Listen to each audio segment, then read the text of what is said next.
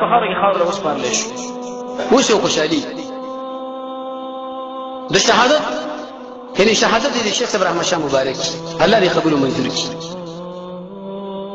او د قران او سنت دعوت لپاره اعزاز او افتخار دی. قسم په الله دا تبلیغیان ډېر کېر خلک واجب خبره کوي، وایي چې په یو شی باندې وخت دین ول مال ولګي وي عاشق قیمتي کیږي، دا دعوت اوس موږ قیمتي شو. خبرو مې شیخ صاحب محترم شاه باز ملګرو لوي ویلي مېدا دعوت په مخ کې من کولو خوند اوس قیمت موږ زکه شو چې ډېر خلک سره ور باندې ورکړي، ډېر وینه ور باندې ورکړي. دا دومره ډېر اند الله دې دین لپاره مخکې مال سید بن مصیب خبره وکړه چې زمونږ د ټول انسانانو وینه راځي مکه د څه حیثیت نه لري لکه د ماشي وینه. خدا خو ګوره موږ په یو دا دعوت اوس په یو قیمت باندې تمام شو، په دې ډېر لوی سرمایه ورکړه ده. نو دا د اسلام د قران او سنت دعوت لپاره اعزاز او افتخار دی. موږ ور باندې خوشاله یو، موږ ور باندې راضي یو، او موږ ټول د قران او سنت د کامیابی لپاره دغه شان شهادت ته ارمان او اماده یو. زموږ تاسو ټول دا ارمان دی کنه دی؟ ارمان دی. لله الحمد. کته تکلیف کې رسول الله فرمایي چې هغه دومره عادي لکه دوره کې ټاکي سړي ورکېدي شي، موت خپل چې دا په تمانچه باندې وشتل شو په پلاني باندې. خدای الله نبی په خپل دغه سورۃ ذکر کړی دی دوره کې بچا کې چې هغه سړي ورکېدي شي.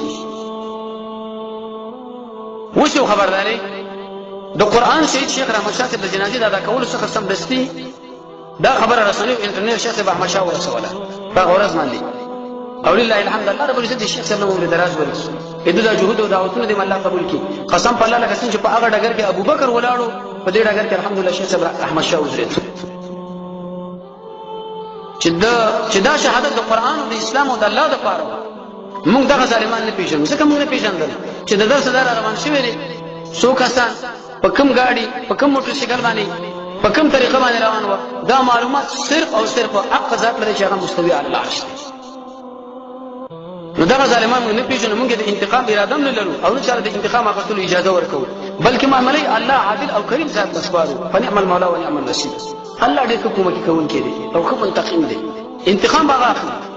تشکر مننه او دعا د جلال آباد کار د ننګرهار کونړ لغمان نورستان کابل د ټولو مشرانو ځوانانو خويندو او خصوصا علما قاریان پوهان ادیبانو اسلامي تنظیمونو مشران څخه په ډیر اخلاص مننه کوو چې د شیخ رحمت شاه شهادت مناسبت موږ سره هر قسمه صبر او اطمینان شریف.